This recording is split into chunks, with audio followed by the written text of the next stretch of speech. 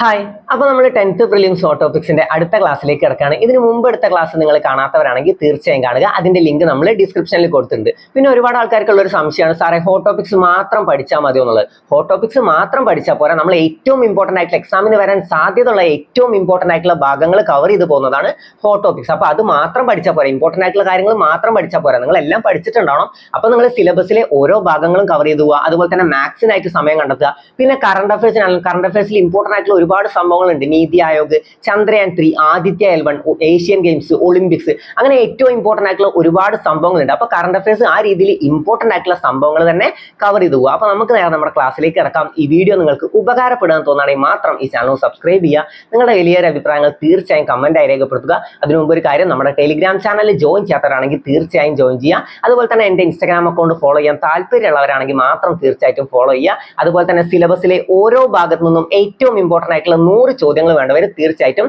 Description ഒന്ന് check ചെയ്യുക. അപ്പൊ നമുക്ക് നേരെ നമ്മുടെ ക്ലാസ്സിലേക്ക് കിടക്കാം.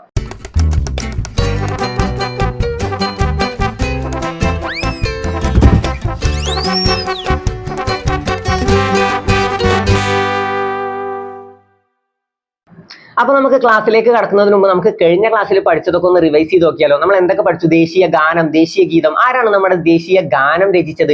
ദേശീയ ഗാനം രചിച്ചത് രവീന്ദ്രനാഥ് ടാഗോർ ആണ് അല്ലെ. ദേശീയ ഗാനം രചിച്ചത് രവീന്ദ്രനാഥ് ടാഗോറും ദേശീയ ഗീതം രചിച്ചത് ആരാണ്? ഏതാണ് നമ്മുടെ ദേശീയ ഗീതം?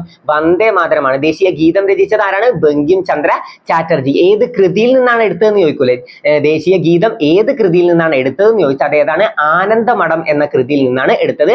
ആരാണ് രചിച്ചത്? ബങ്കിം ചന്ദ്ര ചാറ്റർജി. ഇനി സാരേ ജഹാം സെ അച്ച രചിച്ചത് ആരാ? സാരേ ജഹാം സെ അച്ച അല്ലാമ മുഹമ്മദ് ഇക്ബാൽ ആണ് സാരേ ജഹാം സെ അച്ച രചിച്ചത്. നമ്മൾ കഴിഞ്ഞ ക്ലാസ്സിൽ പഠിച്ചല്ലേ. ദേശീയ ഗാനവും ഗീതവും അംഗീകരിച്ചത് എപ്പോഴാ? 1950 ജനുവരി 24-നാണ്. നമ്മൾ കോഡിലൂടെ പഠിച്ചു അല്ലേ. 1950 ജനുവരി 26 റിപ്പബ്ലിക് ഡേ ആണ്. അപ്പൊ റിപ്പബ്ലിക് ഡേക്ക് 2 ദിവസം മുമ്പെങ്കിലും പാട്ട് പഠിച്ചിട്ട് വരാൻ പറയില്ലേ, ദേശീയ ഗാനം പഠിച്ചിട്ട് വരാൻ പറയില്ലേ. അപ്പൊ അങ്ങനെ ആലോചിച്ചാൽ നമുക്ക് എന്ത് കിട്ടും? ജനുവരി 24 കിട്ടും. അപ്പൊ ദേശീയ ഗാനവും ഗീതവും അംഗീകരിച്ചത് എപ്പോഴാന്ന് ചോദിച്ചാൽ 1950 ജനുവരി 24-നാണ്.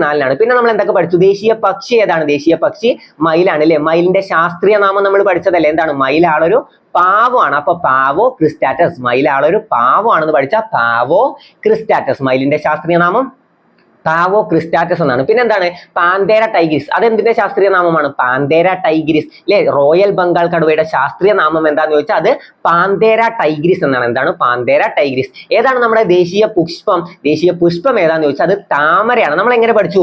നീലത്താമര എന്ന് പഠിച്ചു അല്ലെ. നീലത്താമര എന്ന് പഠിച്ചാൽ നമുക്ക് എന്ത് കിട്ടും? Nelumbo nucifera. എന്താണ്? Nelumbo nucifera. നീലത്താമര. അപ്പൊ നിലംബോ ന്യൂസിഫറ. എന്താണ്? താമരയുടെ ശാസ്ത്രീയ നാമം എന്താന്ന് ചോദിച്ചാൽ എന്താണ്? Nelumbo nucifera. ഇനി പേരാലിന്റെ ശാസ്ത്രീയ നാമം എന്താന്ന് ചോദിച്ചാൽ എന്താണ്? ഫൈക്കസ് ബംഗാളൻസിസ് അല്ലെ. ഫൈക്കസ് ബംഗാളൻസിസ് എന്നാണ് പേരാലിന്റെ ശാസ്ത്രീയ നാമം. പിന്നെ നമ്മൾ എന്തൊക്കെ പഠിച്ചു?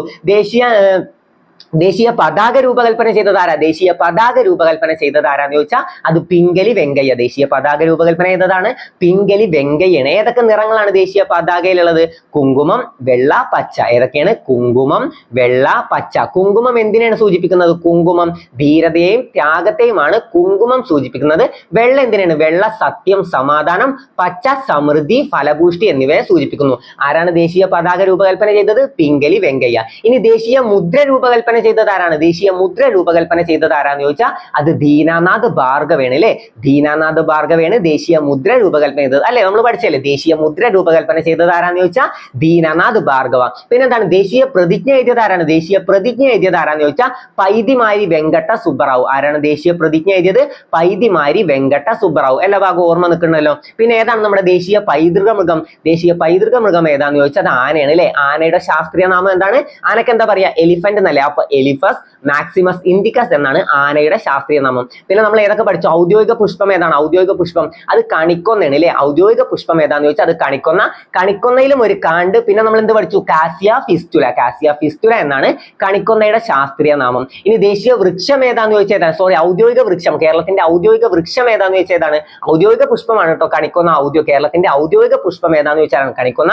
അതുപോലെ തന്നെ കേരളത്തിന്റെ ഔദ്യോഗിക വൃക്ഷം ഏതാന്ന് ചോദിച്ചാൽ അത് തെങ്ങാണ്. നമ്മൾ പഠിച്ചു 1000 ആവശ്യങ്ങൾക്കുള്ള മരം എന്നറിയപ്പെടുന്നത് ഏതാന്ന് ചോദിച്ചാൽ അത് തെങ്ങാണ് അല്ലെ. 1000 ആവശ്യങ്ങൾക്കുള്ള മരം എന്നറിയപ്പെടുന്നത് തെങ്ങാണ്. അപ്പൊ ദേശീയ പുഷ്പം ഏതാന്ന് ചോദിച്ചാൽ അത് കോക്കനട്ട് ട്രീ. തെങ്ങ്, കോക്കനട്ട് ട്രീ. അപ്പൊ കോക്കോസ് ന്യൂസിഫറ. തെങ്ങിന്റെ ശാസ്ത്രീയ നാമം എന്താണ്? Cocos nucifera. എല്ലാം ഓർമ്മ നിൽക്കണല്ലോ. പിന്നെ നമ്മൾ എന്തൊക്കെ പഠിച്ചു? അതിർത്തികൾ പഠിച്ചു അല്ലെ? ഇന്ത്യ പാകിസ്ഥാൻ അതിർത്തി രേഖ എന്ത് പേരിലാണ് അറിയപ്പെടുന്നത്? ഇന്ത്യ പാകിസ്ഥാൻ അതിർത്തി രേഖ റാഡ്ക്ലിഫ് രേഖ അല്ലെ? ഇന്ത്യ പാകിസ്ഥാൻ അതിർത്തി രേഖയാണ് റാഡ്ക്ലിഫ് രേഖ. ഇന്ത്യ ചൈന അതിർത്തി രേഖ മക്മോഹൻ രേഖ. ഇന്ത്യ അഫ്ഗാനിസ്ഥാൻ ഡ്യൂറന്റ് രേഖ. ഏറ്റവും ചെറിയ അതിർത്തി രേഖ അല്ലേ ഡ്യൂറന്റ് രേഖ? ഇന്ത്യ ഏറ്റവും കുറവ് അതിർത്തി പങ്കിടുന്നത് ഏത് രാജ്യവുമായിട്ടാണെന്ന് ചോദിച്ചാൽ അത് അഫ്ഗാനിസ്ഥാൻ ആണ് അല്ലെ? ഓക്കെ, അപ്പൊ ഇന്ത്യ അഫ്ഗാനിസ്ഥാൻ അതിർത്തി രേഖ ഡ്യൂറന്റ് രേഖ. ഇന്ത്യ ശ്രീലങ്ക അതിർത്തി രേഖ പാക് കടലിടുക്ക് അല്ലെങ്കിൽ ഗൾഫ് ഓഫ് മാന്നാർ ആണ്. ഓക്കെ, പാക് കടലിടുക്ക് അല്ലെങ്കിൽ ഗൾഫ് ഓഫ് മാന്നാർ. ഇന്ത്യ മാലിദ്വീപ് 8 ഡിഗ്രി ചാനൽ ആണ്. പിന്നെ ഇന്ത്യ ബംഗ്ലാദേശ് അല്ലെ? India Bangladesh Teen Bigha corridor. എത്ര രാജ്യങ്ങളുമായിട്ടാണ് ഇന്ത്യ അതിർത്തി പങ്കിടുന്നത്? 9 രാജ്യങ്ങളുമായിട്ടാണ് ഇന്ത്യ അതിർത്തി പങ്കിടുന്നത്. എത്രയാണ്? 9 രാജ്യങ്ങളുമായി ഇന്ത്യ അതിർത്തി പങ്കിടുന്നു. അതിൽ എത്ര രാജ്യങ്ങളുമായിട്ടാണ് കര അതിർത്തി പങ്കിടുന്നത്? കര അതിർത്തി പങ്കിടുന്നത് എത്ര രാജ്യങ്ങളുമായിട്ടാണെന്ന് ചോദിച്ചാൽ അത് 7 ആണ്. നമ്മൾ പഠിച്ചല്ലോ 2 രാജ്യങ്ങളുമായിട്ട് എന്താണ് കടൽ അതിർത്തിയാണ് പങ്കിടുന്നത്. ഏതൊക്കെയാണ് 2 രാജ്യങ്ങൾ? ശ്രീലങ്ക, മാലിദ്വീപ്. ഈ 2 രാജ്യങ്ങളുമായിട്ട് എന്താണ് കടൽ അതിർത്തിയാണ് പങ്കിടുന്നത്. അപ്പൊ എത്ര രാജ്യങ്ങളുമായിട്ടാണ് കര അതിർത്തി പങ്കിടുന്നത്? 7 രാജ്യങ്ങളുമായിട്ടാണ് കര അതിർത്തി പങ്കിടുന്നത്. പിന്നെ അതുപോലെ തന്നെ നമ്മൾ എന്ത് പഠിച്ചു? ഇന്ത്യയുടെ ഏറ്റവും വലിയ അയൽ രാജ്യം ഏതാണ്? ഇന്ത്യയുടെ ഏറ്റവും വലിയ അയൽ രാജ്യം ഏതാന്ന് ചോദിച്ചാൽ അത് ചൈനയാണ്. ഇന്ത്യയുടെ ഏറ്റവും വലിയ അയൽ രാജ്യമാണ് ചൈന. ഇന്ത്യയുടെ ഏറ്റവും ചെറിയ അയൽ രാജ്യം ഏതാന്ന് ചോദിച്ചാൽ അത് മാലിദ്വീപാണ്. ഓക്കെ, ഇന്ത്യയുടെ ഏറ്റവും വലിയ അയൽ രാജ്യം ഏതാണ്? ചൈന. ഇന്ത്യയുടെ ഏറ്റവും ചെറിയ അയൽ രാജ്യം ഏതാന്ന് ചോദിച്ചാൽ അത് മാലിദ്വീപാണ്. ഇനി കരാതിർത്തി പങ്കിടുന്ന ഏറ്റവും ചെറിയ രാജ്യം ഏതാന്ന് ചോദിച്ചാൽ അത് ഭൂട്ടാനാണ് കേട്ടോ. കരാതിർത്തി പങ്കിടുന്ന ഏറ്റവും ചെറിയ രാജ്യം ഏതാണ്? അത് ഭൂട്ടാനാണ്. പിന്നെ നമ്മൾ എന്ത് പഠിച്ചു? ഏറ്റവും കൂടുതൽ അതിർത്തി പങ്കിടുന്നത് ഏത് രാജ്യവുമായിട്ടാണ്? ഇന്ത്യ ഏറ്റവും കൂടുതൽ അതിർത്തി പങ്കിടുന്നത് ബംഗ്ലാദേശുമായിട്ടാണ് കേട്ടോ. ഇന്ത്യ ഏറ്റവും കൂടുതൽ അതിർത്തി പങ്കിടുന്നത് ബംഗ്ലാദേശുമായിട്ടും. ഇന്ത്യ ഏറ്റവും കുറവ് അതിർത്തി പങ്കിടുന്നത് ഏത് രാജ്യവുമായിട്ടാണെന്ന് ചോദിച്ചാൽ അതേതാണ്? അത് അഫ്ഗാനിസ്ഥാനാണ്. ഇന്ത്യ അഫ്ഗാനിസ്ഥാൻ അതിർത്തി രേഖ എന്ത് പേരിലാണ് അറിയപ്പെടുന്നത്? ഡ്യൂറന്റ് രേഖ. തീൻ ബേഗ കോറിഡോർ ഇന്ത്യ ബംഗ്ലാദേശ് ആണ് അല്ലെ? അപ്പൊ ഇന്ത്യ ബംഗ്ലാദേശ് അതിർത്തി രേഖ തീൻ Bigha corridor, India Afghanistan Durand രേഖ. അതുപോലെ തന്നെ പാകിസ്ഥാൻ അഫ്ഗാനിസ്ഥാനും ഡ്യൂറന്റ് രേഖയാണ്. അത് നമ്മൾ പഠിച്ചതല്ലേ? പിന്നെ നമ്മൾ കുറച്ച് വിശേഷണങ്ങളൊക്കെ പഠിച്ചു അല്ലെ? എന്താണ് പ്രതിമകളുടെ നഗരം എന്നറിയപ്പെടുന്നത്? ഏതാണ് പ്രതിമകളുടെ നഗരം എന്നറിയപ്പെടുന്നത്? അത് തിരുവനന്തപുരമാണ്. അപ്പൊ ശില്പനഗരമോ? ശില്പനഗരം കോഴിക്കോടാണ്. ഗസലുകളുടെ നാട് എന്നറിയപ്പെടുന്നതൊക്കെ കോഴിക്കോടാണ് അല്ലെ? ശില്പനഗരം ഏതാണ്? ശില്പനഗരം കോഴിക്കോട്. പിന്നെ തെയ്യങ്ങളുടെ നാട് ഏതാണ്? തെയ്യങ്ങളുടെ നാട് എന്നറിയപ്പെടുന്നത് കണ്ണൂരാണ്. തെയ്യങ്ങളുടെ നാട് എന്നറിയപ്പെടുന്നത് കണ്ണൂരാണ്. ഇനി കിഴക്കിന്റെ വെനീസ് എന്നറിയപ്പെടുന്നത് ഏതാണ്? കിഴക്കിന്റെ വെനീസ് എന്നറിയപ്പെടുന്നത് ഏത് ജില്ലയാണെന്ന് ചോദിച്ചാൽ അത് ആലപ്പുഴ കേട്ടോ. കിഴക്കിന്റെ വെനീസ് എന്നറിയപ്പെടുന്നത് ആലപ്പുഴയാണ്. കിഴക്കിന്റെ മാഞ്ചസ്റ്റർ എന്നറിയപ്പെടുന്നത് ഏതാണ്? അത് കോയമ്പത്തൂരാണ്. കിഴക്കിന്റെ മാഞ്ചസ്റ്റർ എന്നറിയപ്പെടുന്നത് കോയമ്പത്തൂരാണ്. ഇന്ത്യയുടെ മാഞ്ചസ്റ്റർ എന്നറിയപ്പെടുന്നത് അഹമ്മദാബാദ് ആണ്. നമ്മൾ പഠിച്ചല്ലേ? ഇന്ത്യയുടെ മാഞ്ചസ്റ്റർ എന്നറിയപ്പെടുന്നത് അഹമ്മദാബാദ് ആണ്. ഇന്ത്യയുടെ ഹൃദയം എന്നറിയപ്പെടുന്ന സംസ്ഥാനം ഏതാണ്? ഇന്ത്യയുടെ ഹൃദയം എന്നറിയപ്പെടുന്ന സംസ്ഥാനമാണ് മധ്യപ്രദേശ്. നമുക്ക് എങ്ങനെ ആലോചിക്കാം? നമ്മുടെ ഹൃദയം മധ്യത്തിലല്ലേ ഉണ്ടാവുക? അങ്ങനെ ആലോചിച്ചാൽ മതി കേട്ടോ. അപ്പൊ മധ്യത്തിൽ ഹൃദയം ഉണ്ടെന്ന് ആലോചിച്ചാൽ എന്താണ്? മധ്യപ്രദേശ് ആണ് ഇന്ത്യയുടെ ഹൃദയം എന്നറിയപ്പെടുന്നത്. ഇന്ത്യയുടെ മാഞ്ചസ്റ്റർ ഏതാണ്? അഹമ്മദാബാദ് ആണ്. സ്റ്റീൽ സിറ്റി ഓഫ് ഇന്ത്യ എന്നറിയപ്പെടുന്ന ഏതാണ്? ഇന്ത്യയുടെ ഉരുക്കു നഗരം എന്നറിയപ്പെടുന്ന ഏതാണ്? സ്റ്റീൽ സിറ്റി ഓഫ് ഇന്ത്യ എന്നറിയപ്പെടുന്നത് ജംഷഡ്പൂർ ആണ് കേട്ടോ. നമുക്ക് സംസ്ഥാനങ്ങളെ പറ്റിയിട്ട് ഡീറ്റെയിൽ ആയിട്ട് തന്നെ പഠിക്കാം. നമുക്ക് ജില്ലകളെ പറ്റി പഠിച്ചതൊക്കെ ഓർമ്മ ഉണ്ടല്ലോ. കരിമ്പനകളുടെ നാട് എന്നറിയപ്പെടുന്ന ഏതാണ്? കരിമ്പനകളുടെ നാട് എന്നറിയപ്പെടുന്നത് പാലക്കാടാണ് കേട്ടോ. കരിമ്പനകളുടെ നാട് എന്നറിയപ്പെടുന്നത് പാലക്കാടാണ്. പൂരങ്ങളുടെ നാട് അല്ലെങ്കിൽ ഉത്സവങ്ങളുടെ നാട് എന്നൊക്കെ അറിയപ്പെടുന്ന ഏതാണ്? നമുക്ക് പൂരം കേട്ടാൽ തന്നെ കിട്ടും. അതേതാണ്? തൃശ്ശൂരാണ്. പൂരങ്ങളുടെ നാട് എന്നറിയപ്പെടുന്നത് തൃശ്ശൂരാണ്. അപ്പൊ അത്ര കാര്യങ്ങൾ ഓർമ്മ ഉണ്ടല്ലോ. എല്ലാ ഭാഗവും ഒന്ന് റിവൈസ് ചെയ്ത് പെർഫെക്റ്റ് ആക്കിയ ശേഷം മാത്രം അടുത്ത ക്ലാസ്സിലേക്ക് കിടക്കാം. അപ്പൊ നമുക്ക് അടുത്ത ക്ലാസ് നോക്കാം. Vasco da Gama. ആരാണ് വാസ്കോ ഡ ഗാമ? കടൽ മാർഗം ഇന്ത്യയിലെത്തിയ ആദ്യ യൂറോപ്യൻ ആര് എന്ന് ചോദിച്ചാൽ അത് വാസ്കോ ഡ ഗാമയാണ്. എന്താണ്? കടൽ മാർഗം ഇന്ത്യയിലെത്തിയ ആദ്യ യൂറോപ്യൻ ഒരാളെ പറ്റി ചോദിച്ചാൽ അതാരാണ്? അത് വാസ്കോ ഡ ഗാമയാണ്. ആദ്യ യൂറോപ്യന്മാർ ആര് എന്ന് ചോദിച്ചാൽ അതാരാണ്? അത് പോർച്ചുഗീസുകാരാണ് അല്ലെ? കടൽ മാർഗം ഇന്ത്യയിലെത്തിയ ആദ്യ യൂറോപ്യന്മാർ ആരാന്ന് ചോദിച്ചാൽ അത് പോർച്ചുഗീസുകാരാണ്. അറിയാലോ? കടൽ മാർഗം ഇന്ത്യയിലെത്തിയ ആദ്യ യൂറോപ്യന്മാർ ആര് എന്ന് ചോദിച്ചാൽ അതാരാണ്? അത് പോർച്ചുഗീസുകാരാണ്. ഓക്കെ, എന്നാൽ ഇന്ത്യയിലെത്തിയ ആദ്യ വിദേശികൾ ആര് എന്ന് ചോദിച്ചാൽ ആരാണ്? ഇന്ത്യയിലെത്തിയ ആദ്യ വിദേശികൾ ആര് എന്ന് ചോദിച്ചാൽ അത് അറബികളാണ് കേട്ടോ. പ്രത്യേകം പഠിച്ചു വെക്കണം, മാറിപ്പോരുത്. ഇന്ത്യയിലെത്തിയ ആദ്യ വിദേശികൾ അറബികളും ഇന്ത്യയിലെത്തിയ ആദ്യ യൂറോപ്യന്മാർ ആര് എന്ന് ചോദിച്ചാൽ അത് പോർച്ചുഗീസുകാരുമാണ്. ഇനി ഇന്ത്യയിലെത്തിയ ആദ്യ യൂറോപ്യൻ ആരാണ്? വാസ്കോ ഡ ഗാമയാണ് കേട്ടോ. വാസ്കോ ഡ ഗാമയാണ് ഇന്ത്യയിലെത്തിയ ആദ്യ യൂറോപ്യൻ. എവിടെയാണ് കാലുകുത്തിയത്? കോഴിക്കോടുള്ള കാപ്പാടാണ് കാലുകുത്തിയത്. ഇനി വാസ്കോ ഡ ഗാമനെ പറ്റി ഡീറ്റെയിൽ ആയിട്ട് ഒന്ന് പഠിച്ചാലോ. എന്നാണ് വാസ്കോ ഡ ഗാമ കേരളത്തിൽ കോഴിക്കോട് കാപ്പാട് കാലുകുത്തിയത്? എന്നാണ്? 1498 May 20 Vasco da Gama Kozhikode Kozhikode Kappad വന്ന് കപ്പലിറങ്ങിയത്. എപ്പോഴാണ്?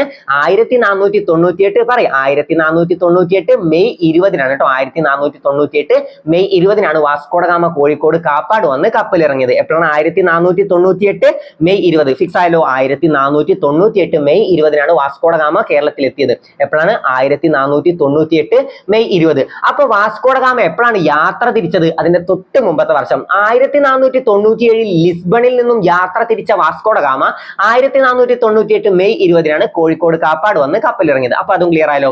1497 തന്നെ അവിടുന്ന് യാത്ര തിരിച്ചു. എവിടെ നിന്നാണ് യാത്ര തിരിച്ചത്? ലിസ്ബണിൽ നിന്ന്. എവിടെ നിന്നാണ്? ലിസ്ബണിൽ നിന്നും യാത്ര തിരിച്ചു. 1498 മെയ് 20-നാണ് വാസ്കോഡഗാമ കോഴിക്കോട് കാപ്പാട് വന്ന് കപ്പലിറങ്ങിയത്. അതുവരെ ക്ലിയർ ആയല്ലോ. അപ്പൊ വർഷങ്ങൾ കിട്ടിയല്ലോ. 1497 അവിടെ നിന്നും പുറപ്പെട്ടു. 1498 മെയ് 20-ന് വാസ്കോഡഗാമ കോഴിക്കോട് കാപ്പാട് വന്ന് കപ്പലിറങ്ങി. അതും ക്ലിയർ ആയല്ലോ. പിന്നെ എന്ത് പഠിക്കണം? വാസ്കോഡഗാമ സഞ്ചരിച്ച കപ്പലിന്റെ പേര് ചോദിക്കും. വാസ്കോഡഗാമ സഞ്ചരിച്ച കപ്പലിന്റെ പേരാണ് സെന്റ് ഗബ്രിയേൽ. എന്താണ്? സെന്റ് ഗബ്രിയേൽ അല്ലെങ്കിൽ സാവോ ഗബ്രിയേൽ, രണ്ടും അറിയപ്പെടുന്നുണ്ട്. Saint Gabriel. വാസ്കോഡഗാമ സഞ്ചരിച്ച കപ്പലിന്റെ പേരെന്താന്ന് ചോദിച്ചാൽ അത് സെന്റ് ഗബ്രിയേൽ എന്നാണ്. വാസ്കോഡഗാമ സഞ്ചരിച്ച കപ്പലിന്റെ പേരെന്താ? Saint Gabriel. ഇനി വാസ്കോഡഗാമയെ അനുഗമിച്ച മറ്റ് രണ്ട് കപ്പലുകൾ ഏതൊക്കെയെന്ന് ചോദിച്ചാൽ അത് സെന്റ് റാഫേൽ ദി ബെറിയോ എന്നീ കപ്പലുകളാണ്. വാസ്കോഡഗാമയെ അനുഗമിച്ച മറ്റ് രണ്ട് കപ്പലുകൾ ഏതൊക്കെയാണ്? സെന്റ് റാഫേൽ ദി ബെറിയോ എന്നീ കപ്പലുകളാണ് വാസ്കോഡഗാമയെ അനുഗമിച്ചത്. വാസ്കോഡഗാമയുടെ പിന്നിൽ വന്ന മറ്റ് രണ്ട് കപ്പലുകൾ അങ്ങനെ ആലോചിച്ചാൽ മതി. വാസ്കോഡഗാമയെ അനുഗമിച്ച മറ്റ് രണ്ട് കപ്പലുകളാണ് സെന്റ് റാഫേൽ ദി ബെറിയോ എന്നീ കപ്പലുകൾ. ഏതൊക്കെയാണ്? സെന്റ് റാഫേൽ ദി ബെറിയോ എന്നീ കപ്പലുകൾ. അപ്പൊ വാസ്കോഡഗാമ സഞ്ചരിച്ച കപ്പലിന്റെ പേരെന്താണ്? Saint Gabriel. വാസ്കോഡഗാമ എന്നാണ് കേരളത്തിലെത്തിയത്? 1498 മെയ് 20-നാണ് വാസ്കോഡഗാമ കോഴിക്കോട് കാപ്പാട് വന്ന് കപ്പലിറങ്ങിയത്. എപ്പോഴാണ് വാസ്കോഡഗാമ യാത്ര തിരിച്ചതെന്ന് ചോദിച്ചാൽ 1497-ലാണ്. 1497-ലാണ് വാസ്കോഡഗാമ യാത്ര ആരംഭിച്ചത്. എപ്പോഴാണ് ഇന്ത്യയിൽ എത്തിയത്? കേരളത്തിൽ കാലുകുത്തിയത് എപ്പോഴാണ്? 1498 മെയ് 20-നാണ്. വാസ്കോഡഗാമ സഞ്ചരിച്ച കപ്പലിന്റെ പേരെന്താന്ന് ചോദിച്ചാൽ അതെന്താണ്? വാസ്കോഡഗാമ സഞ്ചരിച്ച കപ്പലിന്റെ പേരാണ് saint Gabriel. Okay, saint Gabriel എന്നാണ് വാസ്കോഡഗാമ സഞ്ചരിച്ച കപ്പലിന്റെ പേര്. ഇനി വാസ്കോഡഗാമയെ അനുഗമിച്ച രണ്ട് കപ്പലുകൾ ഏതൊക്കെയാണ്? സെന്റ് റാഫേൽ ദി ബെറിയോ എന്നീ കപ്പലുകളാണ് വാസ്കോഡഗാമയെ അനുഗമിച്ച മറ്റു രണ്ട് കപ്പലുകൾ. ഇനി നമുക്ക് എന്ത് പഠിക്കണം? വാസ്കോഡഗാമക്കൊപ്പം കേരളത്തിലെത്തിയ പോർച്ചുഗീസ് നാവികന്റെ പേര്. വാസ്കോഡഗാമക്കൊപ്പം കേരളത്തിലെത്തിയ പോർച്ചുഗീസ് നാവികനാണ് ആര്? അൽവാരോ വെൻഹോവ്. അതിനു മുമ്പ് നമുക്ക് പോയിന്റ്സ് ഒന്ന് നോക്കാം. കടൽ മാർഗം ഇന്ത്യയിലെത്തിയ ആദ്യ യൂറോപ്യൻ. നമ്മൾ പഠിച്ചല്ലോ കടൽ മാർഗം ഇന്ത്യയിലെത്തിയ ആദ്യ യൂറോപ്യൻ ഒരാളെ പറ്റി ചോദിച്ചാൽ അതാരാണ്? നമ്മുടെ വാസ്കോഡഗാമയാണ്. നമുക്കൊക്കെ അറിയുന്ന കാര്യമാണ്. വാസ്കോഡഗാമയാണ് കടൽ മാർഗം ഇന്ത്യയിലെത്തിയ ആദ്യ യൂറോപ്യൻ. എപ്പോഴാണ് എത്തിയത്? 1498 മെയ് 20-നാണ് വാസ്കോഡഗാമ കപ്പലിറങ്ങിയത്. അപ്പൊ അതും കിട്ടിയല്ലോ. പിന്നെ ഇനി യൂറോപ്യന്മാർ ആര് എന്ന് ചോദിച്ചാൽ നമുക്ക് കിട്ടുമല്ലോ. അതാരാണ്? പോർച്ചുഗീസുകാരാണ്. കടൽ മാർഗം ഇന്ത്യയിലെത്തിയ ആദ്യ യൂറോപ്യന്മാർ ആര് എന്ന് ചോദിച്ചാൽ അത് പോർച്ചുഗീസുകാരാണ്. ആദ്യ വിദേശികൾ ആര് എന്ന് ചോദിച്ചാൽ അത് അറബികളാണ് കേട്ടോ. വിദേശികൾ ആര് എന്ന് ചോദിച്ചാൽ അത് അറബികളാണ്. വാസ്കോഡഗാമയുടെ ആഗമനത്തെ ഏഷ്യ ചരിത്രത്തിലെ വാസ്കോഡഗാമ യുഗത്തിന്റെ തുടക്കം എന്ന് വിശേഷിപ്പിച്ചത് ആരാണ്? സർദാർ KM പണിക്കരാണ്. എന്താണ്? വാസ്കോഡഗാമയുടെ ആഗമനത്തെ ഏഷ്യ ചരിത്രത്തിലെ വാസ്കോഡഗാമ യുഗത്തിന്റെ തുടക്കം എന്ന് വിശേഷിപ്പിച്ചത് ആരാന്ന് ചോദിച്ചാൽ അത് സർദാർ KM പണിക്കർ. ആരാണ്? സർദാർ KM പണിക്കർ. ഈ പേര് നിങ്ങൾ കേട്ടിട്ടുണ്ടോ? പഴശ്ശിരാജയെ കേരള സിംഹം എന്ന് വിശേഷിപ്പിച്ചത് ആരാന്ന് ചോദിച്ചാലും സർദാർ KM പണിക്കരാണ്. പിന്നെ അതുപോലെ തന്നെ മന്നത്ത് പത്മനാഭനെ കേരള മദൻ മോഹൻ മാളവ്യ എന്ന് വിശേഷിപ്പിച്ചത് ആരാന്ന് ചോദിച്ചാലും സർദാർ KM പണിക്കരാണ്. ഓക്കെ, അപ്പൊ എന്തൊക്കെയാണ്? മന്നത്ത് പത്മനാഭനെ കേരള മദൻ മോഹൻ മാളവ്യ എന്നും പഴശ്ശിരാജയെ കേരള സിംഹം എന്ന് വിശേഷിപ്പിച്ചു. ഇനി കേരള സിംഹം എന്ന പുസ്തകം രചിച്ചത് ആരാന്ന് ചോദിച്ചാൽ ഒക്കെ ആരാണ്? സർദാർ KM പണിക്കരാണ്. അപ്പൊ പേരൊന്ന് അറിഞ്ഞു വെച്ചോ. പഴശ്ശിരാജയെ കേരള സിംഹം എന്ന് വിശേഷിപ്പിച്ചത് ആരാന്ന് ചോദിച്ചാൽ സർദാർ KM പണിക്കർ. പിന്നെന്താണ്? വാസ്കോഡഗാമയുടെ ആഗമനത്തെ ഏഷ്യ ചരിത്രത്തിലെ വാസ്കോഡഗാമ യുഗത്തിന്റെ തുടക്കം എന്ന് വിശേഷിപ്പിച്ചത് ആരാന്ന് ചോദിച്ചാലും സർദാർ KM പണിക്കരാണ്. ക്ലിയർ ആയല്ലോ. എന്താണ്? വാസ്കോഡഗാമയുടെ ആഗമനത്തെ ഏഷ്യ ചരിത്രത്തിലെ വാസ്കോഡഗാമ യുഗത്തിന്റെ തുടക്കം എന്ന് വിശേഷിപ്പിച്ചത് സർദാർ KM പണിക്കരാണ്. പിന്നെ പഴശ്ശിരാജയെ എന്താണ് വിശേഷിപ്പിച്ചത്? പഴശ്ശിരാജയെ കേരള സിംഹം എന്ന് വിശേഷിപ്പിച്ചത് ആരാന്ന് ചോദിച്ചാലും സർദാർ KM പണിക്കരാണ്. അത് ക്ലിയർ ആയല്ലോ. പിന്നെ ആരെ വിശേഷിപ്പിച്ചത്? മന്നത്ത് പത്മനാഭനെ കേരള മദൻ മോഹൻ മാളവ്യ എന്ന് വിശേഷിപ്പിച്ചത് ആരാന്ന് ചോദിച്ചാലും സർദാർ KM പണിക്കരാണ്. ഈ ഭാരത കേസരി എന്നറിയപ്പെടുന്നത് ആരാണ്? അത് മന്നത്ത് പത്മനാഭനാണ് കേട്ടോ. ഭാരത കേസരി എന്നറിയപ്പെടുന്നത് ആരാന്ന് ചോദിച്ചാൽ മന്നത്ത് പത്മനാഭനാണ്. അതുപോലെ തന്നെ വൈക്കം സത്യാഗ്രഹത്തോട് അനുഭാവം പ്രകടിപ്പിച്ചുകൊണ്ട് സവർണ ജാഥക്ക്, ഞാൻ ഇമ്പോർട്ടന്റ് ആയിട്ട് പഠിക്കാൻ പറഞ്ഞു തരുന്നതാണ്, വൈക്കം സത്യാഗ്രഹത്തോട് അനുഭാവം പ്രകടിപ്പിച്ചുകൊണ്ട് സവർണ ജാഥക്ക് നേതൃത്വം നൽകിയത് ആരാന്ന് ചോദിച്ചാൽ അത് മന്നത്ത് പത്മനാഭനാണ്. വളരെ ഇമ്പോർട്ടന്റ് ആണ്, പഠിച്ചു വെക്കണം. അപ്പൊ സവർണ ജാഥക്ക് നേതൃത്വം നൽകിയത് ആരാ? മന്നത്ത് പത്മനാഭൻ. ഭാരത കേസരി എന്നറിയപ്പെടുന്നത് ആരാന്ന് ചോദിച്ചാൽ മന്നത്ത് പത്മനാഭൻ. കേരള മദൻ മോഹൻ മാളവ്യ എന്നറിയപ്പെടുന്നത് ആരാന്ന് ചോദിച്ചാൽ മന്നത്ത് പത്മനാഭൻ. ഇനി കേരള മദൻ മോഹൻ മാളവ്യ എന്ന് മന്നത്ത് പത്മനാഭനെ വിശേഷിപ്പിച്ചത് ആരാന്ന് ചോദിച്ചാൽ അത് സർദാർ KM പണിക്കർ. പഴശ്ശിരാജയെ കേരള സിംഹം എന്ന് വിശേഷിപ്പിച്ചത് ആരാന്ന് ചോദിച്ചാലും സർദാർ KM പണിക്കർ. വാസ്കോഡ ഗാമയുടെ ആഗമനത്തെ ഏഷ്യ ചരിത്രത്തിലെ വാസ്കോഡ ഗാമ യുഗത്തിന്റെ തുടക്കം എന്ന് വിശേഷിപ്പിച്ചത് ആരാന്ന് ചോദിച്ചാലും സർദാർ KM പണിക്കർ. ഓക്കെ, പിന്നെ നമ്മൾ വാസ്കോഡ ഗാമ സഞ്ചരിച്ച കപ്പലിന്റെ പേര് പറഞ്ഞു. എന്താണ്? സെന്റ് ഗബ്രിയേൽ എന്നാണ് വാസ്കോഡ ഗാമ സഞ്ചരിച്ച കപ്പലിന്റെ പേര്. ഇനി വാസ്കോഡ ഗാമയെ അനുഗമിച്ചത്, വാസ്കോഡ ഗാമയുടെ പിന്നിൽ 2 കപ്പൽ ഉണ്ടാവുമല്ലോ, അത് ഏതൊക്കെയാണ്? സെന്റ് റാഫേൽ, ദി ബെറിയോ എന്നീ കപ്പലുകളാണ് വാസ്കോഡ ഗാമയെ അനുഗമിച്ച മറ്റ് 2 കപ്പലുകൾ. അപ്പൊ അതും കിട്ടിയല്ലോ. കപ്പലുകളുടെ പേര് പഠിച്ചു വെക്കണം. വാസ്കോഡ ഗാമ സഞ്ചരിച്ച കപ്പൽ എന്തായാലും അറിഞ്ഞിട്ടുണ്ടാവണം. ഓക്കെ, അപ്പൊ വാസ്കോഡ ഗാമ സഞ്ചരിച്ച കപ്പലിന്റെ പേരെന്താണ്? സെന്റ് ഗബ്രിയേൽ എന്നാണ്. എന്താണ്? വാസ്കോഡ ഗാമ സഞ്ചരിച്ച കപ്പലിന്റെ പേരെന്താണ്? Saint Gabriel. വാസ്കോഡ ഗാമ എന്നാണ് കേരളത്തിലെത്തിയത്? 1498 മെയ് 20-നാണ്. ലിസ്ബണിൽ നിന്നുമല്ല യാത്ര തിരിച്ചത്. എപ്പോഴാണ് ലിസ്ബണിൽ നിന്നും യാത്ര തിരിച്ചത്? 1497 ലിസ്ബണിൽ നിന്നും യാത്ര തിരിച്ച വാസ്കോഡ ഗാമ 1498 മെയ് 20-നാണ് കോഴിക്കോട് കാപ്പാട് വന്ന് കപ്പലിറങ്ങിയത്. ഓക്കെ അല്ലേ? അപ്പൊ ആ വർഷങ്ങളും ക്ലിയർ ആയി, പിന്നെ സംഭവങ്ങളും ഓക്കെ ആണല്ലോ. പിന്തുണച്ച മറ്റ് 2 കപ്പലുകൾ ഏതൊക്കെയാണ് കിട്ടിയല്ലോ? സെന്റ് റാഫേൽ, ദി ബെറിയോ എന്നീ കപ്പലുകളാണ്. ഇനി വാസ്കോഡ ഗാമക്കൊപ്പം കേരളത്തിലെത്തിയ പോർച്ചുഗീസ് നാവികൻ, ആ പേര് ഇമ്പോർട്ടന്റ് ആണ്, അൽവാരോ വെൻഹോവ് ആണ്. വാസ്കോഡ ഗാമക്കൊപ്പം കേരളത്തിലെത്തിയ പോർച്ചുഗീസ് നാവികൻ ആരാന്ന് ചോദിച്ചാൽ അൽവാരോ വെൻഹോവ് ആണ്. വാസ്കോഡ ഗാമയുടെ ആഗമനത്തെ ഏഷ്യ ചരിത്രത്തിലെ വാസ്കോഡ ഗാമ യുഗത്തിന്റെ തുടക്കം എന്ന് വിശേഷിപ്പിച്ചത് ആരാന്ന് ചോദിച്ചാൽ അതാരാണ്? സർദാർ KM പണിക്കർ. ആ പേര് മറക്കരുത്, സർദാർ KM പണിക്കരാണ് വാസ്കോഡ ഗാമയുടെ ആഗമനത്തെ ഏഷ്യ ചരിത്രത്തിലെ വാസ്കോഡ ഗാമ യുഗത്തിന്റെ തുടക്കം എന്ന് വിശേഷിപ്പിച്ചത്. അതുവരെ ക്ലിയർ ആയല്ലോ? പെർഫെക്റ്റ് അല്ലേ? അപ്പൊ നമുക്ക് അടുത്ത് നോക്കാം. വാസ്കോഡ ഗാമക്കൊപ്പം കേരളത്തിലെത്തിയ പോർച്ചുഗീസ് നാവികൻ ഓക്കെ അൽവാരോ വെൻഹോവ് ആണ് കേട്ടോ. കേരളത്തിലെത്തിയ വർഷങ്ങൾ, വാസ്കോഡ ഗാമ ഒരു തവണ അല്ല കേരളത്തിൽ വന്നിട്ടുള്ളത്. എപ്പോഴൊക്കെയാണ്? 1498, 1502, 1524 എന്നീ വർഷങ്ങളിലും വാസ്കോഡ ഗാമ കേരളത്തിലെത്തി. ആദ്യത്തെ നമുക്കറിയാം 1498-ലാണ്. പിന്നെ 2 വർഷം കൂടി വാസ്കോഡ ഗാമ കേരളത്തിൽ എത്തിയിട്ടുണ്ട്. എപ്പോഴൊക്കെയാണ്? 1502, 1524. ഇനി വാസ്കോഡ ഗാമ അന്തരിച്ചത് എപ്പോഴാന്ന് ചോദിച്ചാൽ 1524 ഡിസംബർ 24. 1524. ആ 24 അവിടെ ഉണ്ടല്ലോ. ഈ 24 തന്നെ ഡിസംബറിലേക്ക് കൊടുത്താൽ മതി. അപ്പൊ 1524, അതിൽ 24 നമുക്ക് കിട്ടിയല്ലോ. ഡിസംബർ 24-ലാണ് വാസ്കോഡ ഗാമ അന്തരിച്ചത്. അതുവരെ ക്ലിയർ ആയല്ലോ? അപ്പൊ വാസ്കോഡ ഗാമ എത്ര വട്ടം കേരളത്തിൽ വന്നു? 3 തവണ. ഏതൊക്കെയാണ് വർഷം? 1498, 1502, 1524. ഇനി വാസ്കോഡ ഗാമ അന്തരിച്ചത് എപ്പോഴാണ്? വാസ്കോഡ ഗാമ അന്തരിച്ചത് എപ്പോഴാന്ന് ചോദിച്ചാൽ 1524 ഡിസംബർ 24-ലാണ് വാസ്കോഡ ഗാമ അന്തരിച്ചത്. വാസ്കോഡ ഗാമ സഞ്ചരിച്ച കപ്പലിന്റെ പേരെന്താ? Saint Gabriel. അത് ക്ലിയർ ആയല്ലോ? വാസ്കോഡ ഗാമ സഞ്ചരിച്ച കപ്പലിന്റെ പേരാണ് സെന്റ് ഗബ്രിയേൽ. എന്നാണ് വാസ്കോഡ ഗാമ കേരളത്തിലെത്തിയത്? ആദ്യമായിട്ട് കേരളത്തിലെത്തിയത്, ഇന്ത്യയിലെത്തിയത് എപ്പോഴാന്ന് ചോദിച്ചാൽ 1498 മെയ് 20. ആ ഡേറ്റ് ഇമ്പോർട്ടന്റ് ആണ്, എന്തായാലും പഠിച്ചിട്ടുണ്ടാവണം. നമ്മൾ റിപ്പീറ്റ് ചെയ്ത് പറയുന്നുണ്ട്. അപ്പൊ നിങ്ങൾ പഠിച്ചിട്ടുണ്ടാവുമല്ലോ. അപ്പൊ 1498 മെയ് 20-നാണ് വാസ്കോഡ ഗാമ കേരളത്തിലെത്തിയത്. അത് ക്ലിയർ ആയല്ലോ? എപ്പോഴാണ് യാത്ര തിരിച്ചത്? നമുക്കറിയാം 1497-ലാണ്. 1497 യാത്ര തിരിച്ചു. 1498 മെയ് 20-നാണ് വാസ്കോഡ ഗാമ കോഴിക്കോടുള്ള കാപ്പാട് വന്ന് കപ്പലിറങ്ങിയത്. നമ്മൾ എന്തിനാണ് ഓരോ കാര്യങ്ങളും ഡീറ്റെയിൽ ആയിട്ട് പിന്നെയും പറയുന്നതെന്ന് ചോദിച്ചാൽ നിങ്ങൾക്ക് സ്റ്റേറ്റ്മെന്റ് ചോദ്യങ്ങൾ വന്നാലും ഒരു കൺഫ്യൂഷനും വരാൻ പാടില്ല. നിങ്ങൾക്ക് സുഖമായിട്ട് മനസ്സിലാവണം ഇത് തെറ്റാണ് അല്ലെങ്കിൽ ഇത് ശരിയാണ്. നിങ്ങൾക്ക് അത് കണ്ടതും മനസ്സിലാക്കാൻ പറ്റണം. അതുകൊണ്ടാണ് നമ്മൾ ഓരോ കാര്യങ്ങളും ഇമ്പോർട്ടൻസ് കൊടുത്ത് പിന്നെയും പറഞ്ഞ് നിങ്ങൾക്ക് പെർഫെക്റ്റ് ആക്കി എത്തിച്ചു തരുന്നത്. അപ്പോൾ പഠിക്കുക. പ്രത്യേകം ശ്രദ്ധിക്കുക. ചിലപ്പോൾ നിങ്ങൾക്ക് ഓപ്ഷൻ തരും, സ്റ്റേറ്റ്മെന്റിൽ ഇങ്ങനെ തരും, 1498-ലാണ് വാസ്കോഡ ഗാമ ലിസ്ബണിൽ നിന്നും യാത്ര തിരിച്ചത്. തെറ്റല്ലേ? വാസ്കോഡ ഗാമ കേരളത്തിൽ എത്തിയ വർഷമാണ് 1498. 1497 ലിസ്ബണിൽ നിന്നും യാത്ര തിരിച്ച വാസ്കോഡ ഗാമ 1498 ഇവിടെ എത്തി. നമുക്ക് സാമാന്യ ബോധം വെച്ച് ആലോചിച്ചൂടെ? കാരണം വഴി അറിയാത്തൊരു സ്ഥലമാണ്. കടൽ മാർഗം ഇന്ത്യയിൽ ആരും ഇങ്ങനെ എത്തിയിട്ടില്ല. അപ്പൊ ഈ വഴി അറിയാത്ത സംഭവത്തിൽ കൂടെ വരണമെങ്കിൽ ഒരു കൊല്ലെങ്കിലും പിടിക്കൂലേ? അപ്പൊ എന്താണ്? 1497-ലാണ് അവിടെ നിന്നും യാത്ര തിരിച്ചത്. നമ്മൾ സാമാന്യ ബോധം വെച്ച് ആലോചിച്ചാൽ മതി. കാരണം ഇങ്ങനെ ഒരു വഴി ഇവിടെ ഉണ്ടെന്ന് ആർക്കും അറിയില്ല. അപ്പൊ ഈ വഴി കണ്ടുപിടിച്ച് വന്നുകൊണ്ടിരിക്കുകയാണ്. അതിന് ഒരുപാട് സമയം പിടിക്കും. അപ്പൊ 1497 അവിടെ നിന്ന് യാത്ര തിരിച്ചു. എന്നിട്ട് ഇവിടെ എത്തിയത് എപ്പോഴാണ്? നിങ്ങൾക്ക് ഇവിടെ എത്തിയ വർഷം നിങ്ങൾക്ക് ഓക്കെ ആണെങ്കിൽ ആ വർഷം നിങ്ങൾക്ക് കിട്ടിക്കോളും. കാരണം 1498-ലാണ് ഇന്ത്യയിൽ എത്തിയതെന്ന് നിങ്ങൾക്ക് അറിയാമെങ്കിൽ ഒരു വർഷമെങ്കിലും കൂടി യാത്ര ചെയ്യണ്ടേ? അങ്ങനെ ആലോചിച്ചാൽ നിങ്ങൾക്ക് എന്ത് കിട്ടും? 1497-എങ്കിലും അവിടെ നിന്നും സ്റ്റാർട്ട് ചെയ്തിട്ടുണ്ടാവും. അപ്പൊ 1497-ലാണ് ലിസ്ബണിൽ നിന്നും യാത്ര തിരിച്ചത്. 1498 മെയ് 20-നാണ് വാസ്കോഡ ഗാമ കേരളത്തിൽ എത്തിയത്. കോഴിക്കോട് കാപ്പാട് വന്ന് കപ്പലിറങ്ങിയത്. ഓക്കെ.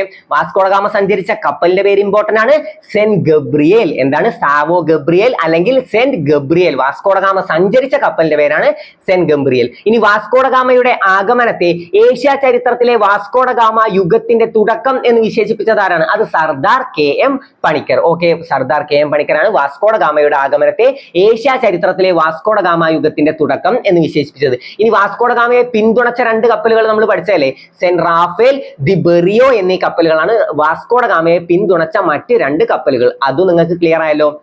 പിന്നെ നമ്മൾ എന്ത് പഠിച്ചു? വാസ്കോഡഗാമയുടെ ആഗമനത്തെ പിന്നെ എന്താണ്?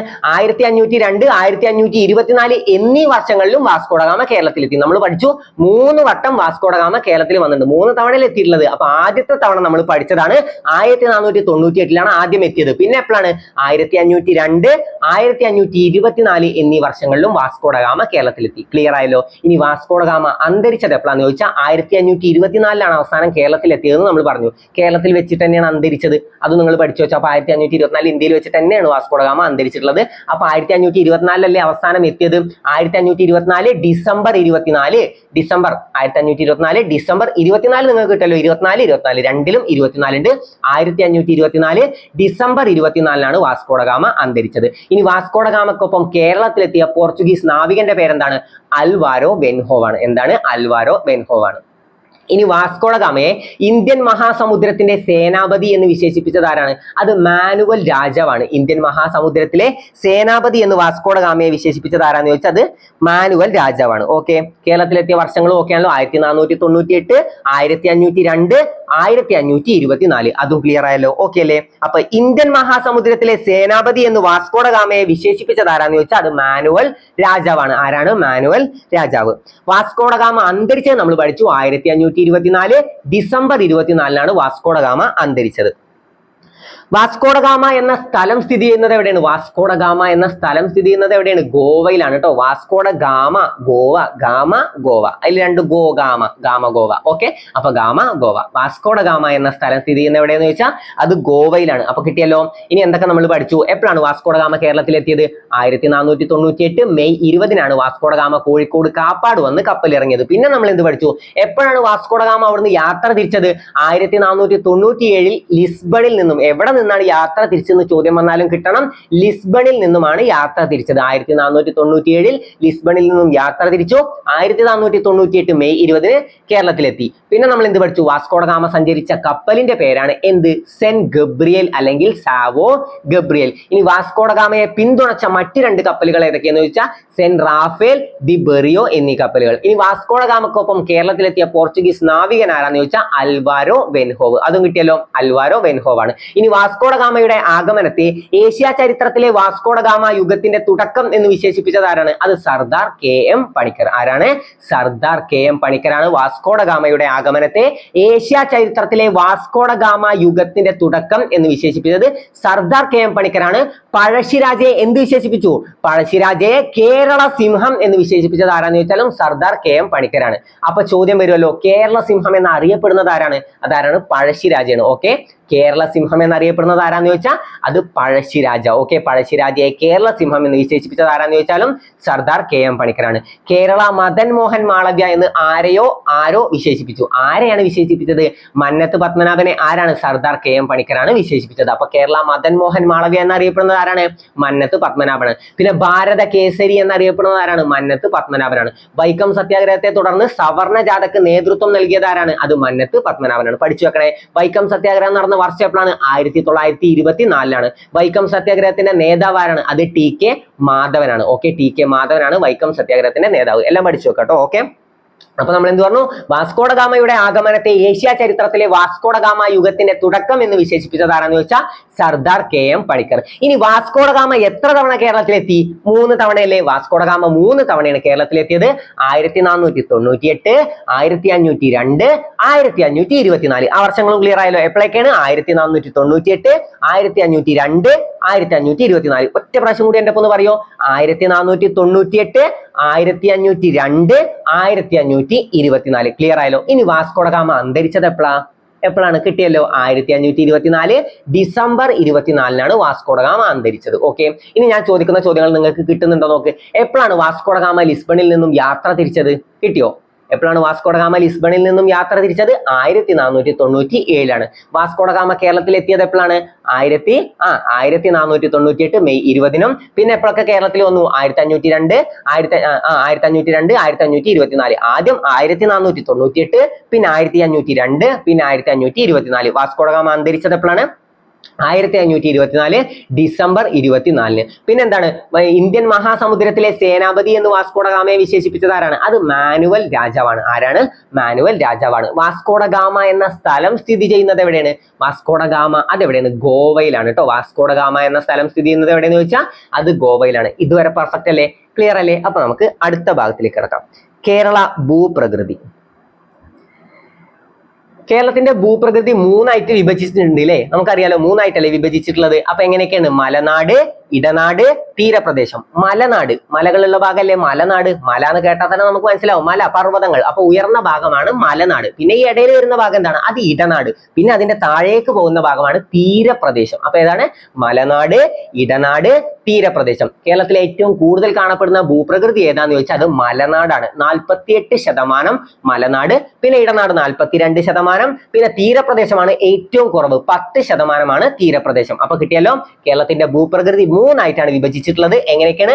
മലനാട്, ഇടനാട്, തീരപ്രദേശം. അപ്പൊ മലനാട് ഏറ്റവും കൂടുതൽ ഞാൻ പറഞ്ഞു, മലനാട് മല ഏറ്റവും ഉയരത്തിലല്ലേ, അപ്പൊ അതുകൊണ്ട് തന്നെ ഏറ്റവും കൂടുതൽ ഏതാവുന്നു അങ്ങനെ കണക്ട് ചെയ്ത് വെച്ചാൽ മതി. അപ്പൊ മലനാടാണ് ഏറ്റവും കൂടുതൽ.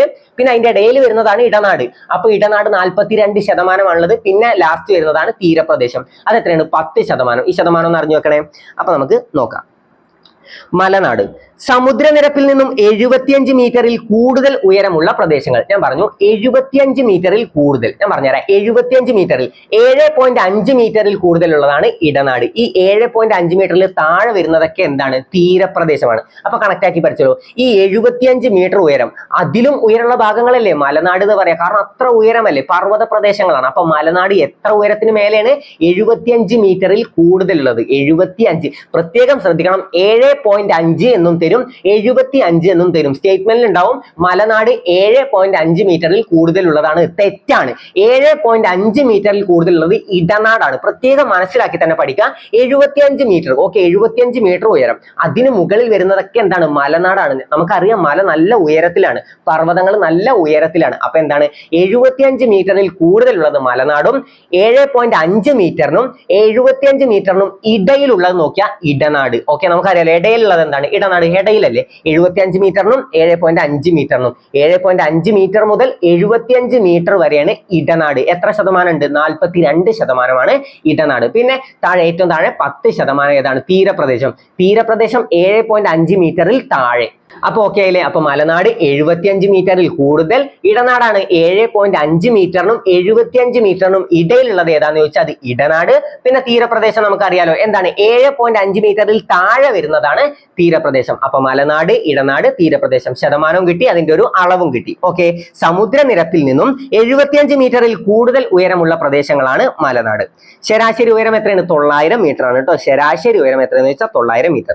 കേരളത്തിന്റെ കിഴക്ക് ഭാഗത്ത് സ്ഥിതി ചെയ്യുന്നു. കേരളത്തിന്റെ കിഴക്ക് ഭാഗത്താണ് മലനാട്. കേരളത്തിന്റെ കിഴക്ക് ഭാഗത്തായിട്ടാണ് മലനാട് സ്ഥിതി ചെയ്യുന്നത്. പ്രധാനമായും പർവ്വതങ്ങൾ ഉൾപ്പെടുന്ന ഭൂപ്രകൃതി. സാമാന്യ ബോധം ഉണ്ടെങ്കിൽ നമുക്ക് അറിയാലോ, മലനാട് പറയുമ്പോൾ പർവ്വതങ്ങളല്ലേ ഉണ്ടാവുക? മലനാട്. ഓക്കെ, മലനാട്ടിൽ പിന്നെ എന്താ ഉണ്ടാവുക? മലനാട് എന്ന് പറയുമ്പോൾ മല എന്ന് പറഞ്ഞാൽ എന്താണ്? പർവ്വതങ്ങളാണ്. അപ്പൊ മലനാട്ടിൽ കൂടുതലായിട്ടും പർവ്വതങ്ങൾ കാണപ്പെടുന്നു. നമുക്ക് ജസ്റ്റ് ആലോചിച്ച് വെച്ചാൽ മതി. അപ്പൊ മലനാട്ടിൽ കൂടുതലായിട്ട് എന്ത് കാണപ്പെടുന്നു? പർവ്വതങ്ങൾ കാണപ്പെടുന്നു. കേരളത്തിലെ നദികൾ ഉത്ഭവിക്കുന്ന ഭൂപ്രകൃതി. നമുക്ക് എല്ലാവർക്കും അറിയാം മലമുകളിൽ നിന്നാണ് എപ്പോഴും നദികൾ ഉത്ഭവിക്കുക. ഓക്കെ, അപ്പോൾ കേരളത്തിലെ നദികൾ ഉത്ഭവിക്കുന്ന ഭൂപ്രകൃതി ഏതാന്ന് വെച്ചാൽ അതേതാണ്? മലനാടാണ്.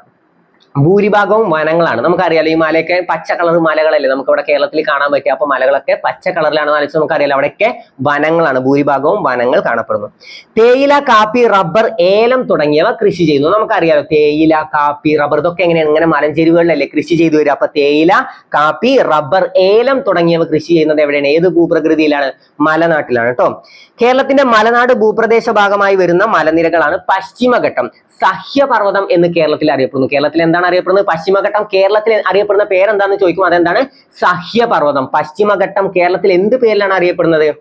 എന്താണ്? സഹ്യപർവ്വതം. കേരളത്തിലെ മലനാട് ഭൂപ്രദേശ ഭാഗമായി വരുന്ന മലനിരകളാണ് ഏതാണ്? പശ്ചിമഘട്ടം. അപ്പൊ ഇതുവരെ ക്ലിയർ ആയല്ലോ. അപ്പൊ അടുത്ത നോക്കാം. ആനമുടി പശ്ചിമഘട്ടത്തിലെ ഏറ്റവും ഉയരം കൂടിയ കൊടുമുടിയാണ് ആനമുടി. പശ്ചിമഘട്ടത്തിലെ ഏറ്റവും ഉയരം കൂടിയ കൊടുമുടി ഏതാണ്? ആനമുടി. ദക്ഷിണേന്ത്യയിലെ ഏറ്റവും ഉയരം കൂടിയ കൊടുമുടി ഏതാന്ന് ചോദിച്ചാലും ആനമുടി. ഉപദ്വീപീയ പീഠഭൂമിയിലെ ഏറ്റവും ഉയരം കൂടിയ കൊടുമുടി ഏതാന്ന് ചോദിച്ചാലും ആനമുടി. ഓക്കെ ആണല്ലോ. അപ്പോൾ കേരളത്തിലെ ഏറ്റവും ഉയരം കൂടിയ കൊടുമുടി ഏതാന്ന് ചോദിച്ചാലൊക്കെ ആനമുടിയാണ്. അത് ആദ്യം പഠിച്ചു വെക്കാം കേട്ടോ. ദക്ഷിണേന്ത്യയിലെ ഏറ്റവും ഉയരം കൂടിയ കൊടുമുടി, പശ്ചിമഘട്ടത്തിലെ ഏറ്റവും ഉയരം കൂടിയ കൊടുമുടി, ഉപദ്വീപീയ പീഠഭൂമിയിലെ ഏറ്റവും ഉയരം കൂടിയ കൊടുമുടി, ഇതൊക്കെ ഏതാണ്? ഇതൊക്കെ ആനമുടിയാണ്. തെക്കേ ഇന്ത്യയിലെ ഏറ്റവും ഉയരം കൂടിയ കൊടുമുടി സ്ഥിതി ചെയ്യുന്നത് ഇടുക്കിയിലെ മൂന്നാർ പഞ്ചായത്തിലെ ദേവികുളം താലൂക്കിലാണ്. എവിടെയാണ് സ്ഥിതി ചെയ്യുന്നത്? ഇടുക്കിയിലെ മൂന്നാർ പഞ്ചായത്തിലെ ദേവികുളം താലൂക്കിലാണ് എന്ത് സ്ഥിതി ചെയ്യുന്നത്? ആനമുടി സ്ഥിതി ചെയ്യുന്നത്. ഏതു ദേശീയോദ്യാനത്തിന്റെ തെക്ക് ഭാഗത്തായിട്ടാണ് ആനമുടി സ്ഥിതി ചെയ്യുന്നത്? ഏതിന്റെയാണ്? ഇരവികുളം ദേശീയോദ്യാനത്തിന്റെ തെക്കു ഭാഗത്തായിട്ടാണ് ആനമുടി സ്ഥിതി ചെയ്യുന്നത്. ഏതിന്റെയാണ്? ഇരവികുളം ദേശീയോദ്യാനത്തിന്റെ തെക്കു ഭാഗത്തായിട്ടാണ് ആനമുടി സ്ഥിതി ചെയ്യുന്നത്. അപ്പൊ അതുവരെ ക്ലിയർ ആയല്ലോ. ഒന്നും കൂടി നമുക്ക് മലനാടൊന്ന് നോക്കി വരാം. മലനാട് സമുദ്രനിരപ്പിൽ നിന്നും, ഞാൻ പറഞ്ഞു സമുദ്രനിരപ്പിൽ നിന്നും 75 മീറ്ററിൽ മുകളിലുള്ളതൊക്കെ എന്താണ്? മലനാടാണ്. ഈ 75 മീറ്ററിനും 7.5 മീറ്ററിനും ഇടയിലായിട്ട് ഇങ്ങനെ വരുന്ന ഭാഗമാണ് ഇടനാട്. 7.5 മീറ്ററിൽ താഴെയായിട്ട് വരുന്നതാണ് ഏതാണ്? തീരപ്രദേശം. ശരാശരി ഉയരം, മലനാടിന്റെ ശരാശരി ഉയരം എത്രയെന്ന് വെച്ചാൽ 900 മീറ്റർ. കേരളത്തിന്റെ കിഴക്ക് ഭാഗത്തായിട്ടാണ് സ്ഥിതി ചെയ്യുന്നത്. കേരളത്തിന്റെ കിഴക്ക് ഭാഗത്തായിട്ടാണ് മലനാട് സ്ഥിതി ചെയ്യുന്നത്. പ്രധാനമായും പർവ്വതങ്ങൾ ഉൾപ്പെടുന്ന ഭൂപ്രകൃതി, അത് നമുക്ക് പ്രത്യേകം പോയിന്റ് ആയിട്ട് പഠിക്കേണ്ട കാര്യമൊന്നുമില്ല, നമുക്ക് സാമാന്യ ബോധം വെച്ച് നമുക്ക് അറിയാൻ പറ്റും. ഓക്കെ. കേരളത്തിലെ നദികൾ ഉത്ഭവിക്കുന്ന ഭൂപ്രകൃതി, അത് നമുക്ക് സാമാന്യ ബോധം വെച്ച് അറിയാൻ പറ്റും. ഭൂരിഭാഗവും വനങ്ങൾ, അതും നമുക്ക് സാമാന്യ ബോധം വെച്ച് അറിയാൻ പറ്റും. അപ്പൊ ജസ്റ്റ് ഒന്ന് അറിഞ്ഞു വെച്ചാൽ മതി, നിങ്ങൾക്ക് കാണാതെ പഠിക്കാനൊന്നും വേണ്ട, ജസ്റ്റ് ഒന്ന് സാമാന്യ ബോധത്തിൽ ആലോചിച്ചാൽ കിട്ടാനുള്ളതേ ഉള്ളൂ. ഓക്കെ. തേയില, കാപ്പി, റബ്ബർ, ഏലം ഇതൊക്കെ എവിടെയാണ് കൃഷി ചെയ്യാം? മലനാട്ടിലാണ്. ഓക്കെ. അപ്പൊ തേയില, കാപ്പി, റബ്ബർ, ഏലം തുടങ്ങിയവ കൃഷി ചെയ്യുന്നത് എവിടെയാണ്? മലനാട്. കേരളത്തിന്റെ മലനാട് ഭൂപ്രദേശ ഭാഗമായി വരുന്ന മലനിരകളാണ് പശ്ചിമഘട്ടം. എന്താണ് കേരളത്തിൽ അറിയപ്പെടുന്നത്? സഹ്യപർവ്വതം. എന്താണ്? സഹ്യപർവ്വതം. പശ്ചിമഘട്ടത്തിലെ ഏറ്റവും ഉയരം കൂടിയ കൊടുമുടി ഏതാണ്? ആനമുടിയാണ് കേട്ടോ. പശ്ചിമഘട്ടത്തിലെ ഏറ്റവും ഉയരം കൂടിയ കൊടുമുടിയാണ് ആനമുടി. ഓക്കെ. പശ്ചിമഘട്ടത്തിലെ ഏറ്റവും ഉയരം കൂടിയ കൊടുമുടി കേരളത്തിലെ ഉപദ്വീപീയ പീഠഭൂമിയിലെ, തെക്കേ ഇന്ത്യയിലെ, ദക്ഷിണേന്ത്യയിലെ എന്നൊക്കെ ചോദിച്ചാലും ഏതാണ്? ആനമുടിയാണ് നമ്മുടെ ഉത്തരം. ഓക്കെ. സ്ഥിതി ചെയ്യുന്നത് എവിടെയാണ്? ഇടുക്കിയിലെ മൂന്നാർ പഞ്ചായത്തിലെ ദേവികുളം താലൂക്കിലാണ് കേട്ടോ. ഏതു ദേശീയോദ്യാനത്തിന്റെ തെക്ക് ഭാഗത്തായിട്ടാണ് ആനമുടി സ്ഥിതി ചെയ്യുന്നത്? ഇരവികുളം ദേശീയോദ്യാനത്തിന്റെ തെക്കു ഭാഗത്തായിട്ടാണ് സ്ഥിതി ചെയ്യുന്നത്. ഏതിന്റെയാണ്? ഇരവികുളം ദേശീയോദ്യാനത്തിന്റെ തെക്കു ഭാഗത്തായിട്ടാണ് ഏത് സ്ഥിതി ചെയ്യുന്നത്? ആനമുടി സ്ഥിതി ചെയ്യുന്നത്. അടുത്തത് നമുക്ക് ഇടനാട് നോക്കാം. മലനാടിനും തീരപ്രദേശത്തിനും ഇടയിലായി സ്ഥിതി ചെയ്യുന്നു. നമ്മൾ പറഞ്ഞല്ലോ മലനാട്, ഇടനാട്, തീരപ്രദേശം. അപ്പൊ ഇതിന്റെ ഇടയിലല്ലേ ഇടനാട് വരുന്നത്? അപ്പൊ അത്ര പഠിച്ചു വെച്ചാൽ മതി. മലനാടിനും തീരപ്രദേശത്തിനും ഇടയിലായി സ്ഥിതി ചെയ്യുന്നു. 7.5 മീറ്ററിനും 75 മീറ്റർ വരെ. ഓക്കെ. 7.5 മീറ്റർ മുതൽ 75 മീറ്റർ വരെ. ഇതിന്റെ ഇടയിലാണ് ഏത്? ഇടനാട്. ഇടയിലാണ് നമുക്ക് പഠിച്ചു വെച്ചാൽ പോരെ. അപ്പൊ 7.5 മീറ്ററിനും 75 മീറ്ററിനും ഇടയിലായിട്ടാണ് ഇടനാട്. ചെറു കുന്നുകളാലും താഴ്വരകളാലും സമൃദ്ധം. നമുക്കറിയാം ചെറിയ കുന്നിന്റെ ഒക്കെ ഒരു വലിപ്പം നമുക്ക് ആലോചിച്ചറിയാം. 7.5 മീറ്ററിന്റെ ഒക്കെ മേലെ, എന്നാൽ 75 മീറ്ററിൽ കൂടും ഇല്ല. അപ്പൊ അങ്ങനെ ആലോചിച്ചാൽ കിട്ടുമല്ലോ. ചെറു കുന്നുകളല്ലേ. അപ്പൊ ചെറു കുന്നുകളാലും താഴ്വരകളാലും സമൃദ്ധം. കിഴക്കേ അതിര് മലനാട്. അതിന്റെ കിഴക്കേ അതിരാണ് മലനാട്. പടിഞ്ഞാറേ അതിര് തീരപ്രദേശം. കിഴക്കേ അതിര് മലനാടും പടിഞ്ഞാറേ അതിര് തീരപ്രദേശം. പ്രധാനമായും കാണപ്പെടുന്ന മണ്ണിനമാണ് ലാറ്ററൈറ്റ് മണ്ണ് അഥവാ ചെങ്കൽ മണ്ണ്. ലാറ്ററൈറ്റ് മണ്ണ്. ഈ ലാറ്ററൈറ്റ് മണ്ണ് രൂപം കൊള്ളുന്ന പ്രക്രിയ അറിയോ? ലാറ്ററൈസേഷൻ. പിന്നെ നമ്മൾ പഠിക്കേണ്ട കാര്യം എന്താ? കേരളത്തിൽ ഏറ്റവും കൂടുതൽ കാണപ്പെടുന്ന മണ്ണിനം ഏതാന്ന് ചോദിച്ചാലും അത് ലാറ്ററൈറ്റ് സോയിൽ ആണ് അഥവാ ചെങ്കൽ മണ്ണ്. കേരളത്തിൽ ഏറ്റവും കൂടുതൽ കാണപ്പെടുന്ന മണ്ണിനം ഏതാണ്? ചെങ്കൽ മണ്ണ് അഥവാ ലാറ്ററൈറ്റ് സോയിൽ. എന്നാൽ ഇന്ത്യയിൽ ഏറ്റവും കൂടുതൽ കാണപ്പെടുന്ന മണ്ണിനം ഏതാ? ഇന്ത്യയിൽ ഏറ്റവും കൂടുതൽ കാണപ്പെടുന്ന മണ്ണിനം ഏതാന്ന് ചോദിച്ചാൽ അത് എക്കൽ മണ്ണ് അഥവാ അല്ലൂവിയൽ സോയിൽ. നെൽകൃഷിക്ക് ഏറ്റവും അനുയോജ്യമായ മണ്ണാണ് എക്കൽ മണ്ണ് അഥവാ അല്ലൂവിയൽ സോയിൽ. പഠിച്ചു വെക്കാം കേട്ടോ. അപ്പൊ കേരളത്തിൽ ഏറ്റവും കൂടുതൽ കാണപ്പെടുന്ന മണ്ണിനം ഏതാണ്? അത് ചെങ്കൽ മണ്ണാണ് അഥവാ ലാറ്ററൈറ്റ് സോയിൽ അഥവാ ചെങ്കൽ മണ്ണ്. ഇനി ഇന്ത്യയിൽ ഏറ്റവും കൂടുതൽ കാണപ്പെടുന്നത് എക്കൽ മണ്ണ്. നെൽകൃഷിക്ക് ഏറ്റവും അനുയോജ്യമായ മണ്ണ് ഏതാന്ന് ചോദിച്ചാൽ അത് എക്കൽ മണ്ണാണ് കേട്ടോ. നെൽകൃഷിക്ക് ഏറ്റവും അനുയോജ്യമായ മണ്ണാണ് എക്കൽ മണ്ണ്. ഇനി പരുത്തി കൃഷിക്ക് ഏറ്റവും അനുയോജ്യമായ മണ്ണ് ഏതാന്ന് ചോദിച്ചാൽ അത് കറുത്ത മണ്ണ്. പരുത്തി കൃഷിക്ക് ഏറ്റവും അനുയോജ്യമായ മണ്ണ് ഏതാണ്? അത് കറുത്ത മണ്ണ്. കണ്ടൽ വനങ്ങളുടെ വളർച്ചയ്ക്ക് ഏറ്റവും അനുയോജ്യമായ മണ്ണ് ഏതാന്ന് ചോദിച്ചാൽ അതേതാണ്? അത് പീറ്റ് മണ്ണാണ്. കണ്ടൽ വനങ്ങളുടെ വളർച്ചയ്ക്ക് ഏറ്റവും അനുയോജ്യമായ മണ്ണാണ് പീറ്റ് മണ്ണ്. ജസ്റ്റ് അല്ല അതൊന്ന് അറിഞ്ഞു വെക്കുക. ഓക്കെ. അപ്പൊ പ്രധാനമായും ഇടനാട്ടിൽ കാണപ്പെടുന്ന മണ്ണിനം ഏതാന്ന് ചോദിച്ചാൽ അതേതാണ്? ലാറ്ററൈറ്റ് സോയിൽ അഥവാ ലാറ്ററൈറ്റ് മണ്ണ് അഥവാ എന്താണ്? ചെങ്കൽ മണ്ണ്.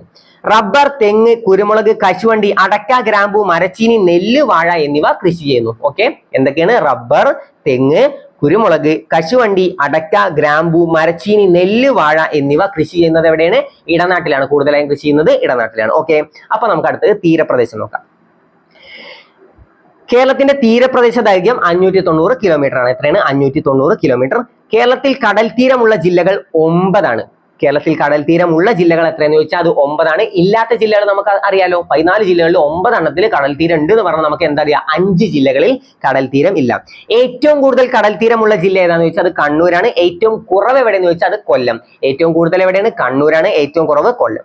കടൽ തീരം ഇല്ലാത്ത ജില്ലകൾ 5 എണ്ണമാണ്. ഏതൊക്കെയാണ്? പത്തനംതിട്ട, കോട്ടയം, ഇടുക്കി, പാലക്കാട്, വയനാട്. പത്തനംതിട്ട, കോട്ടയം, ഇടുക്കി, പാലക്കാട്, വയനാട്. പത്തനംതിട്ട, കോട്ടയം, ഇടുക്കി, പാലക്കാട്, വയനാട്. പത്തനംതിട്ട, കോട്ടയം, ഇടുക്കി, പാലക്കാട്, വയനാട് എന്നീ ജില്ലകളിലാണ് എന്തില്ലാത്തത്, കടൽ തീരം ഇല്ലാത്തത്. ഓക്കെ, അപ്പൊ ഒന്നും കൂടി നോക്കാം. കേരളത്തിന്റെ തീരപ്രദേശ ദൈർഘ്യം 590 കിലോമീറ്റർ ആണ്.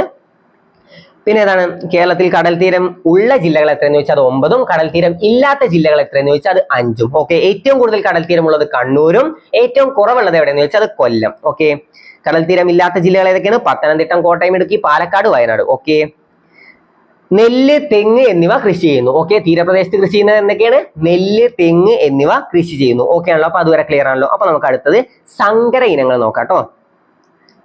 വിളകളും അതിന്റെ സങ്കര ഇനങ്ങളും നോക്കാം. തെങ്ങിന്റെ സങ്കര ഇനമാണ് ചന്ദ്രലക്ഷ, ചന്ദ്രശങ്കര, ലക്ഷഗംഗ. ഏതൊക്കെയാണ്? ചന്ദ്രലക്ഷ, ആദ്യം ചന്ദ്രശങ്കര എന്ന് പഠിച്ചാൽ മതി. ചന്ദ്രശങ്കര, ചന്ദ്രലക്ഷ, ലക്ഷഗംഗ. അപ്പൊ ചന്ദ്രലക്ഷയെ തന്നെ ലക്ഷഗംഗയുണ്ട്. അപ്പൊ ലക്ഷ അവിടെ കിട്ടുമല്ലോ. ഇനി ചന്ദ്രനെ കിട്ടാൻ നമ്മൾ എന്ത് ചെയ്യണം? നമുക്കറിയാം, നമ്മൾ രാത്രി തെങ്ങിന്റെ ഒക്കെ ഇടയിലൂടെ നോക്കിയാൽ നമ്മൾ എന്തിനെ കാണും? ചന്ദ്രനെ കാണും അല്ലേ? നമ്മൾ തെങ്ങിന്റെ ഇടയിലൂടെ നോക്കിയാലാണ് അമ്പിളിമാമനെ കാണുക. അപ്പൊ അങ്ങനെ ആലോചിച്ചാൽ നമുക്ക് എന്ത് കിട്ടും? ചന്ദ്രലക്ഷ. ചന്ദ്രനെ ആലോചിച്ചാൽ നമുക്ക് എന്ത് കിട്ടും? തെങ്ങിന്റെ ആണ് നമുക്ക് കിട്ടും. കാരണം തെങ്ങിന്റെ ഇടയിലൂടെ നോക്കിയാലാണ് എന്തിനെ കാണുക? തെങ്ങിന്റെ ഇടയിലൂടെ നോക്കിയാൽ നമുക്ക് എന്തിനെ കാണും?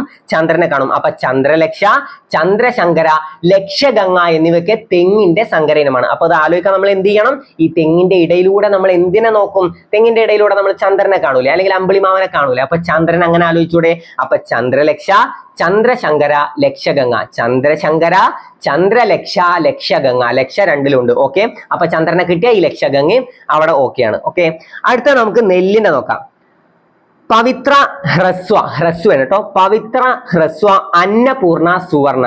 പവിത്ര ഹ്രസ്വ, അന്നപൂർണ, സുവർണ. ഓക്കെ, വിറ്റാമിൻ എ ലഭ്യമാവുന്നത് ഏത് അരിയിൽ നിന്നാന്ന് ചോദിച്ചാൽ അത് സുവർണ കേട്ടോ. സുവർണ നെല്ലിനത്തിൽ നിന്നാണ് വിറ്റാമിൻ എ ലഭിക്കുന്നത്. അതും കൂടി ജസ്റ്റ് ഒന്ന് അറിഞ്ഞു വെച്ചോ. അപ്പൊ നെല്ല് പവിത്ര, ഹ്രസ്വ, അന്നപൂർണ, സുവർണ. ഗോൾഡൻ റൈസ് അഥവാ സുവർണ.